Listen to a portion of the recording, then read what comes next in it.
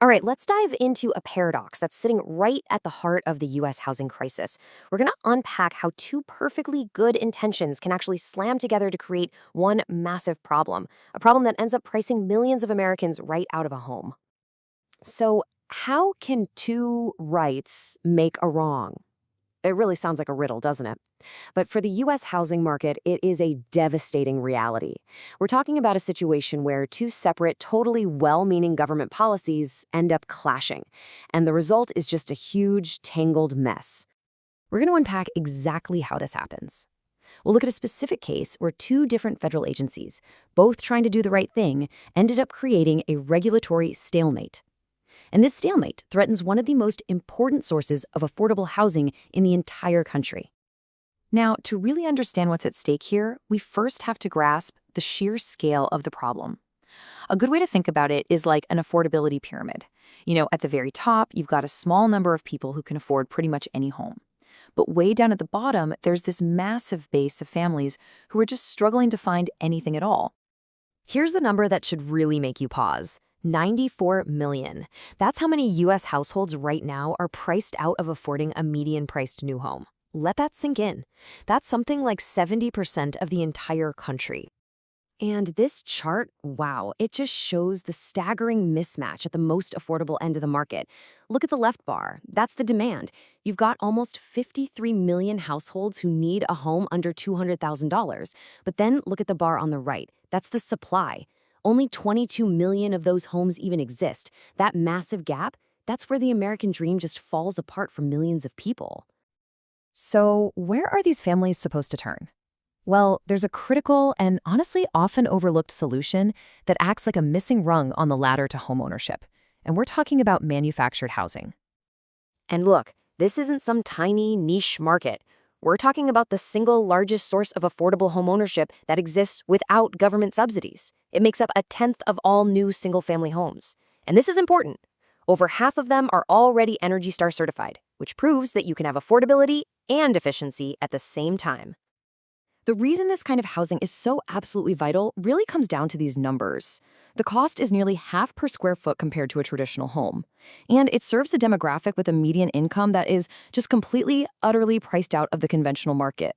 For them, this isn't just an option, it's a lifeline to owning a home.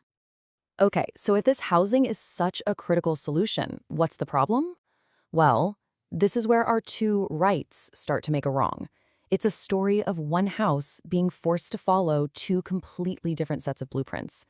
So here's a quick look at how we got here. Back since 1974, the Department of Housing and Urban Development, or HUD, set the one and only federal standard. Pretty simple, right? But then in 2007, Congress gave the Department of Energy parallel authority. This created a ton of confusion, and by 2022, the DOE tried to apply rules meant for site-built homes onto factory-built ones, and it just caused total paralysis.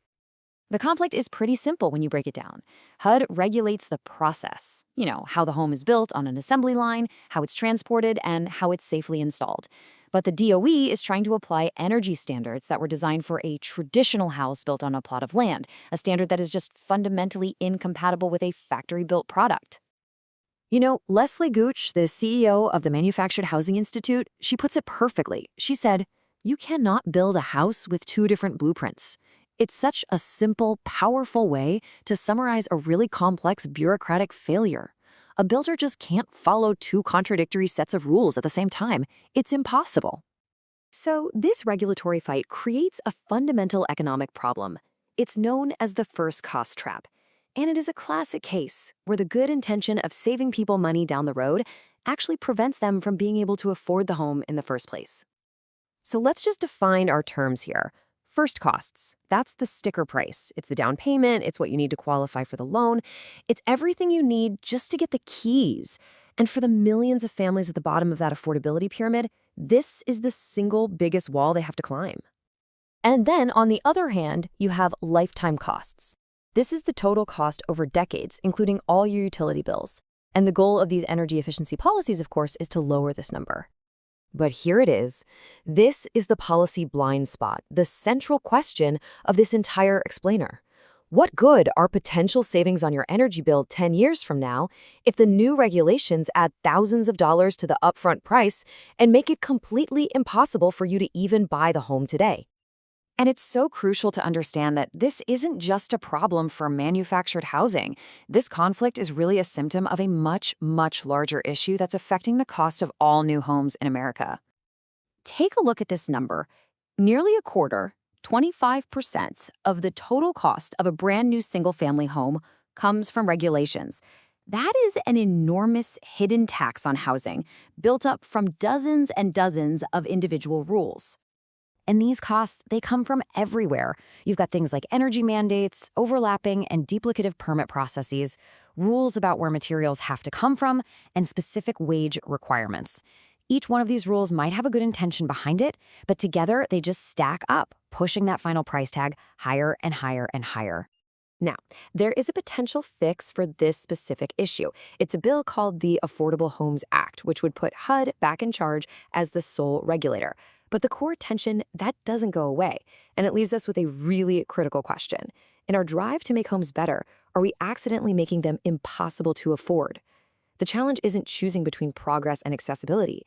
It's about designing progress for accessibility and making sure that the first step to a better home isn't locking the door on the very people who need it most.